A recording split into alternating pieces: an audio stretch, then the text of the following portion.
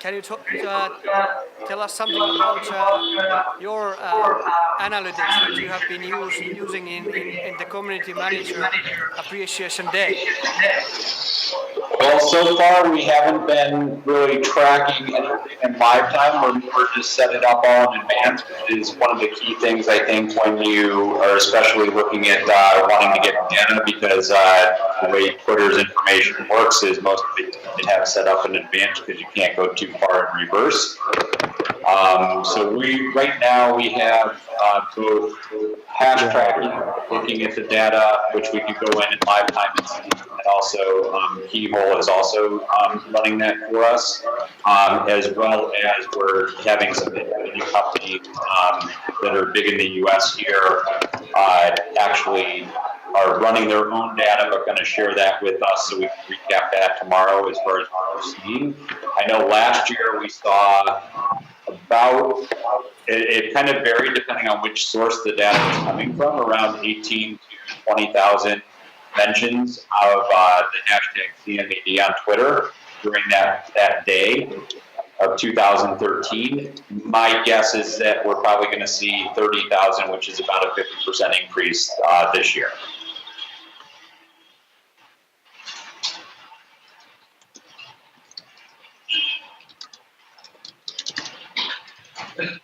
So does anybody else want to jump in and kind of talk about what their experiences are if you run these type of analytics at events and what you've seen and what you've used?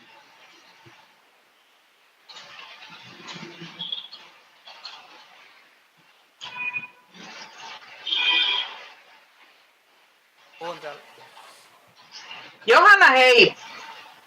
Halo! Nyt toisesta koneesta mikki kiinni. Laitettu jo, missä se on se sun? Ja ruudunjako pois.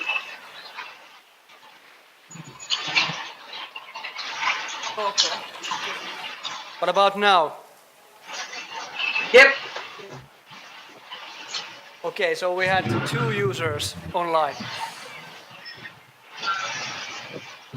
No, we have 4. Why do you have screen share on the CMAD thing?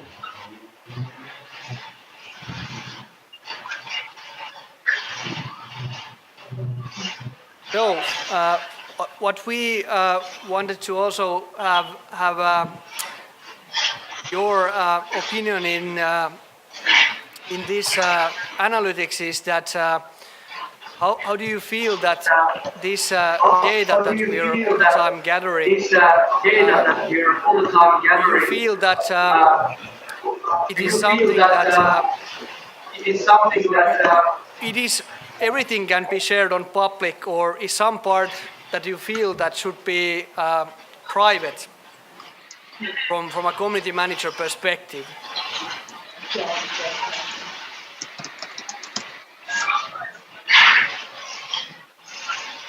So are you asking, is there any data that we feel from a community manager perspective that should be kept private and not made public? Yes, I mean every data that you generate in different social media currently. I think most of the data that's available to the public, I think, is perfectly acceptable to make public, information.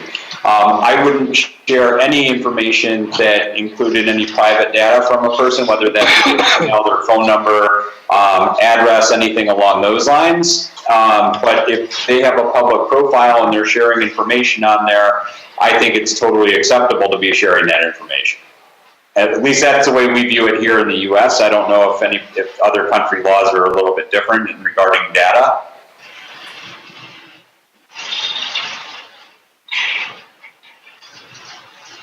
And that's our general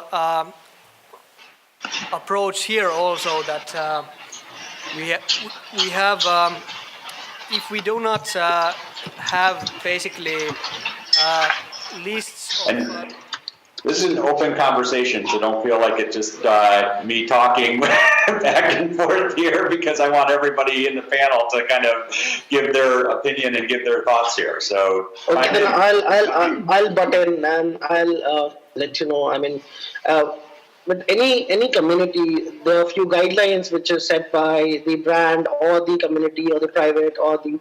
So the idea is to, when you're preparing those guidelines, you figure it out and you list it down. What's private, what's not, what can be discussed and what cannot be discussed, and you simply just have to follow it. You can come up with a checklist which every community manager working with the brand or the community can just go through every day, and they can keep it in front of their eyes and just make sure that's how they follow, and that's what we follow here. It's just simply the guidelines which we all, and we make sure that it's extensive and it covers all the points. It was interesting that Jukka mentioned in his presentation about if we could get also analysis about hashtags from Google Plus, for instance, not just Twitter. And that would be very interesting to me personally, because I spend most of my time on Google Plus. And now that Facebook and Pinterest also have started using hashtags, it would be nice to, or interesting to know if it's possible to collect data also from those platforms, because then I think it would be a small game changer. Yeah, if I may respond to that, I'm Jukka Huhtamäki. I'm the one who's been doing much of the data collection in this for these studies. The reason why we have been using Twitter data is a couple of reasons. One is that during the Community Manager Appreciation Day, Twitter has been the tool that everybody, it's a lot of the discussions have been going on through Twitter. But I really do see your point in here. For example, like Facebook discussions. If you look at the Twitter traffic, it's basically the day, the community, the day that the actual day of the event when everybody is having huge amounts of discussions over this topic. Maybe we have some say 5,000 tweets in Finland only, if maybe even more, and maybe Tim said that 30,000 globally. So it's a huge discussion, but beforehand and afterwards, I'm sure that the discussions go to other social media like Facebook and Google Plus, and to see the whole cycle, to be able to analyze the whole cycle, obviously we would need to connect to other sources. So another reason why we have been concentrating on Twitter now is the fact that it's kind of a low-hanging fruit, meaning that it's easy to access. It has a nice API, a technical API that you can use to search the tweets. You can list the people that have registered for the event in Finland. So we have been collecting all their tweets. We have like 10,000 tweets over the last 2 weeks on this topic. But actually, it was a slide in Jari's presentation. Is on this idea of accessing different social media and collect data from Facebook, Google Plus, Instagram, Twitter, and aggregate all the stuff, or look at the different media per media, but then get like a more comprehensive overview on the topic. Because if you look at the Google Plus, I have a screen share on now. It's CMAD is trending there too. I don't think our 24 hours of Hangouts have had anything to do with that. And of course, with Twitter, it is that the hashtags, they stop working after a while. But on Google Plus, you get posts. Oh, this is our Hangout scenario. I think we are now. Yes, that's it. So on Google Plus, you get information also from last year's CMAD. So you can sort of like repost. You find good articles and stuff. And if you look at the best results, there are lots of things from today, but there are also things from last year and from 2013 and everything. So I think Google Plus is interesting because the hashtags live on longer than on Twitter, or what do you think? I definitely agree, and I would forward the question to the people doing community managing. I'm doing the analytics, and we are here to serve the people doing the actual stuff. So definitely, I'm interested in what you think of this. How we could use analytics better to serve the purpose of community managing. Well, I can throw in my 2 cents of, what I expected to see this year compared to last year was not only the increase on Twitter, but also because I think of the more prominent role that Google Plus is at least playing in the way that we're looking at it, because we do all these on Google Hangouts, which obviously means the event's on Google Hangouts. So we are seeing a lot of conversation happening there. I would say, YouTube is probably right behind that because all these are being reported right to YouTube. So getting the YouTube data as well as what's happening on Google Plus would be interesting. But then I also think with Facebook introducing hashtag usage there and starting to see what's happening there, I don't know how the data is accessible there, because does it have to be a public post for you to be able to actually get that data or not? But for me, as somebody running an event like this, it would be very curious to me after this event was over to see next year where I should be focusing more time. Should we have somebody dedicated to watching Facebook or watching Google Plus, or should we just do like we're doing now and just be monitoring the mentions on Twitter? Because that's primarily where we're at. We obviously, if we're notified of something on Google Plus, we do pay attention and respond there. The other thing that I think is very valuable that most event organizers don't go into, which I think could be very helpful, is for this data not only to show us how the conversations are taking place, but what the conversations are about, what points and topics are being resonated the most with the attendees, because that's generally, event organizers do one thing that is what, and I'm guilty of this, so I'm not pointing fingers at anybody except myself, but we put on an event that we think people want to hear. And so often we don't have the ability to reach out to the audience because we don't know who's going to be there to say, what do you want? And I think by getting good quality data from a previous event can really help us form what the content's going to look like for the next event coming up. And so for me, those are some things I think that we, as somebody who plans events, can really get a lot out of the data in those ways. Along with that, I recently saw Meshfire just went public, I think, for the first time, and they had actually a visual representation of what they're talking about, what the topics are, almost like a tag cloud. So when you look at it at your analytics, you can see right away like what are the big words that people are talking about, what's super resonating with them, which is pretty cool.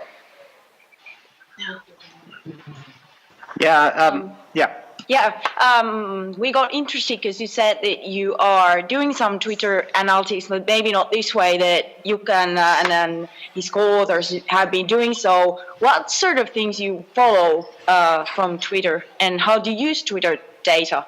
We're just as researchers just interested, and maybe the other community managers as well. So maybe you could elaborate that a little bit. I can tell you how I would use it is I look for the people that are most active talking about it. And so is that really, is it somebody that we can reach out to tap into to really help spread the message even further than what we could do on our own or just organically?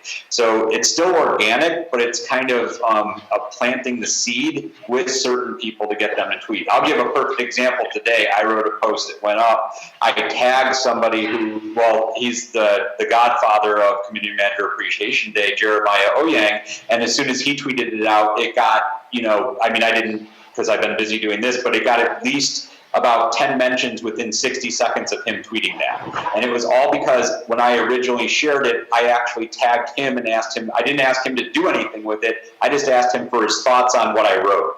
And so just by doing that and bringing somebody in, but sometimes I know that going in that I can do that with him, but there's other people out there that I'm sure have just as great of an effect as him that I'm not aware of.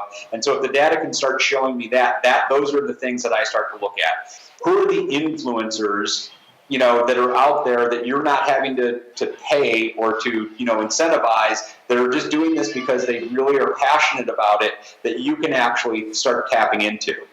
I know, Brew, you guys do this very well. I mean, not with events, but you just do this in general. I mean, this is, I think just any community manager really looks at how we can take advantage, and I hate the word take advantage because it makes it sound like we're using people, but how we can utilize, people that have a sphere of influence that we want to go after. How can we utilize that and tap into their existing communities? Because that's how we grow our community, is by tapping into other communities. Okay,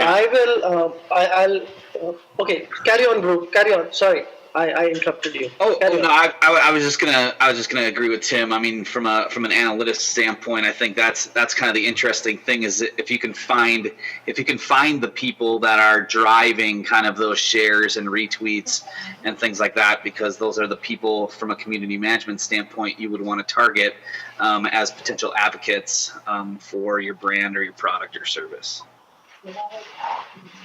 Okay, how I see the job of a community manager is that of a doctor, and a doctor has so when you go for a checkup, you go to the doctor, and doctor sends you through various checkups, and he has access to 50 different reports, and once a doctor goes through, say, if you talked about a report, so he picks up the spikes, and he picks up something which is very important, and just not about the river of the information.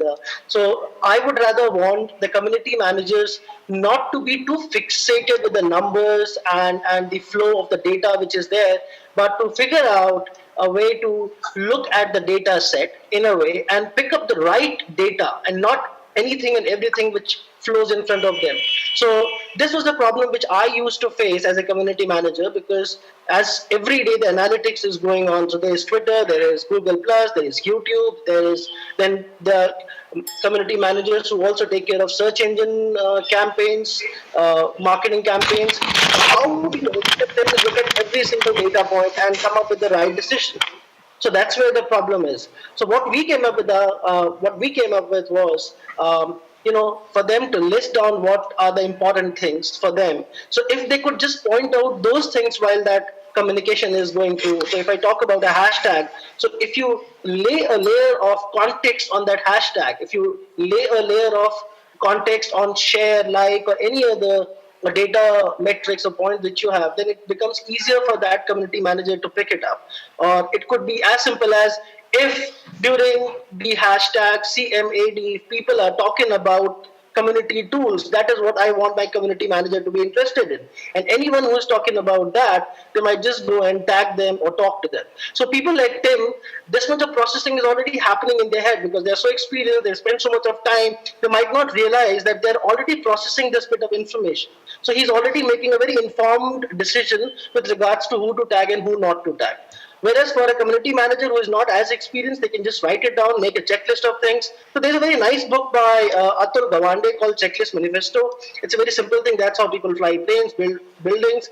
So that is what I would rather suggest, that, keep it simple, build context, and focus less on data and more on relevant data and less data. I am a big believer in exactly what you just said, because I live by the words that we should stop focusing on the large numbers and start focusing on the small numbers that deliver big results. I mean, bottom line, I think that's what we need to do. And as community managers, if we can have the data sorted out so we're not seeing this huge amount, but we're really seeing what we need to see, that is going to be gold. Yeah, I call that small data and not the big data, which everyone is excited about. Yeah, I think the big data folks are heading towards smart data, and smart data maybe it's smaller than big data for sure. you may still have quite a bit of data, but it just don't collect all the data that you can ever get. But have a question, have an objective.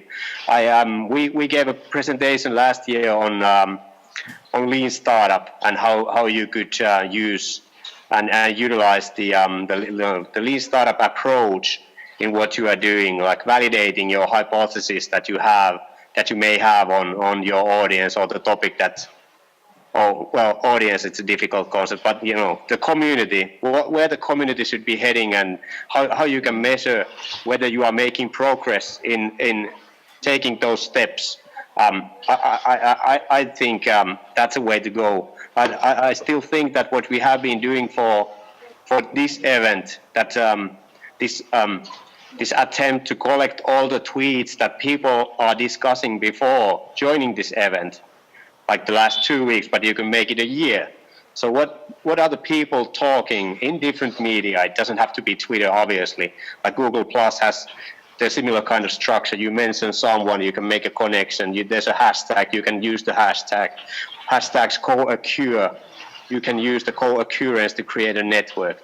You can use that, the same kind of structure that we used, but collecting the data before, like the last year, gives you a nice.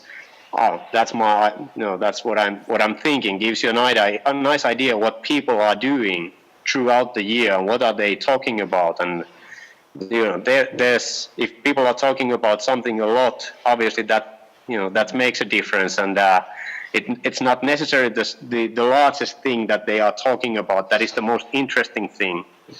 But to give you some idea, I didn't know when I arrived today at Hämeenlinna, who are these people? What are they doing? And what is their everyday job about?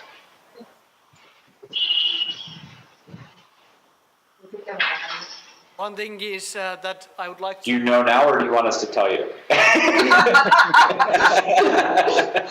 Please tell me. I'm looking. I'll be looking at the data as well. But I know that there was a digitalist. There was a big digital marketing conference last week, and that was a big thing among the people that participated in this event in Finland.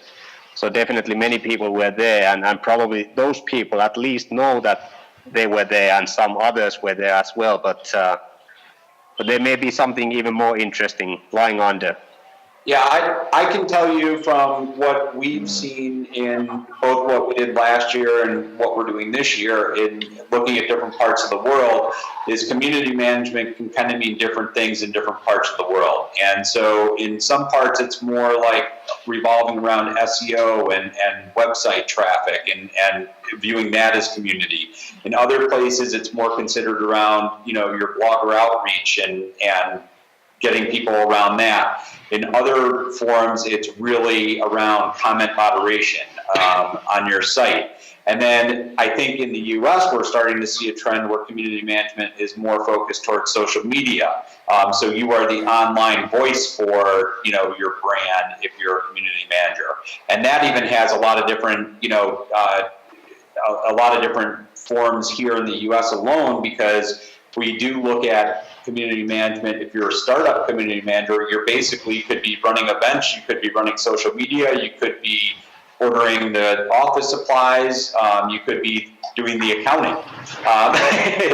You're wearing a lot of different hats. And so really, I think we're starting to see this evolve a little bit, but it can take on so many different forms. I like to say that the one thing that we all have in common, and this is why I like to say community management is more of a discipline, is we're all connectors. We're all connectors of people, we're all connectors of ideas, and we're all connectors of messages. And so whether that's the data, whether that's a person, or whether that's just a concept that we're bringing to R&D, we all, as community managers, we're all connecting something and in some form or fashion.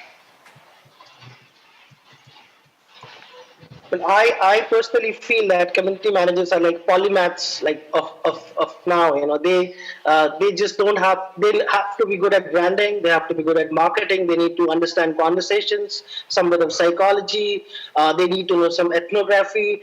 They also have to look at some analytics and derive some meaning, infer some meaning out of it.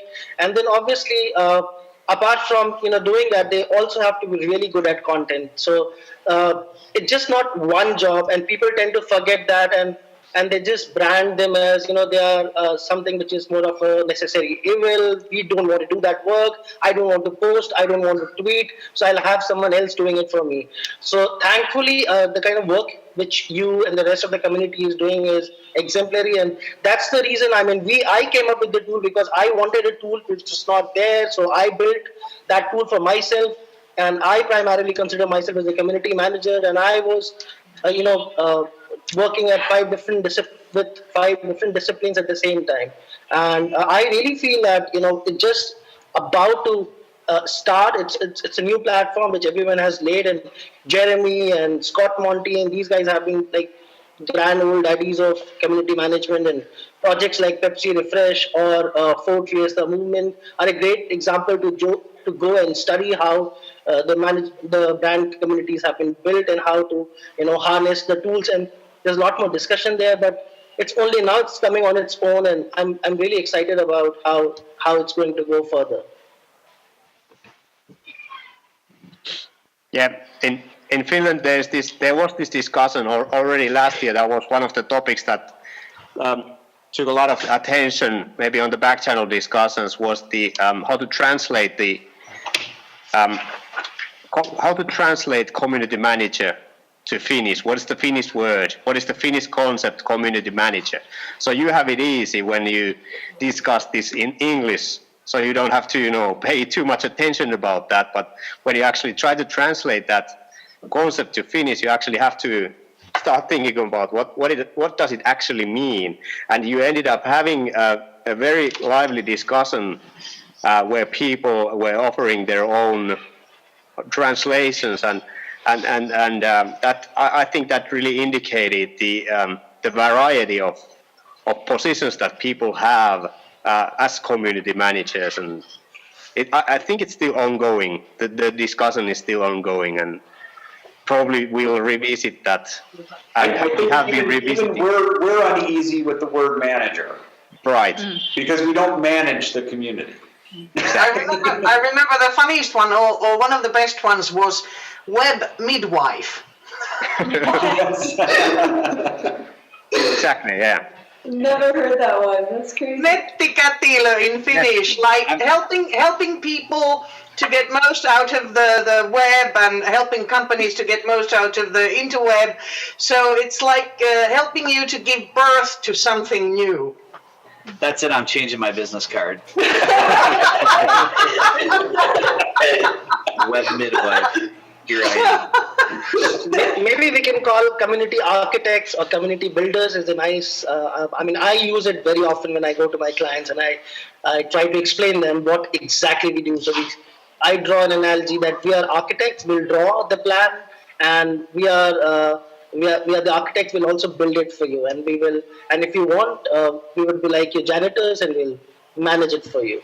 So they tend to understand it better. The moment you say managers, because they have been so accustomed, they're so used to use the word manager in a managerial way, in the top management or the middle level management way, at times it's difficult for them to connect. So I agree with it. So midwife is a very nice way to explain that. Thank you so much for that term. I really like it. Well, this has been great. We're going to have to wrap up because we got our next hour that we're getting ready for in 10 minutes. But I just want to thank you so much. It was so great. I know it didn't go seamlessly, but I think overall it went a lot. It could have gone a lot worse. So I think we did a great job putting it together. Yeah. thank you for pulling up the slide share and screen sharing. That was beautiful, even though we weren't able to get it at the event right away. But thank you for doing that. And want to thank all of you for coming in. This was really a great conversation, and I think one that we'll be talking about for a long time to come, because I think it's going to continue to evolve and continue to grow. And the information that we get, I love that smart data. That's exactly what we need more of. But thank you all so much. Next year, I think I will be there on spot to do the hangout, so there won't be any problems there. And we'll coordinate the time a little bit more in advance so we can actually plan it when we're doing the whole hour from there. Exactly, yeah. But anyway, practice makes perfect. Thank you all so much, and hopefully you can join us for a couple sessions a little bit later on. I just tweeted the schedule. Thank you so much. Thanks to you.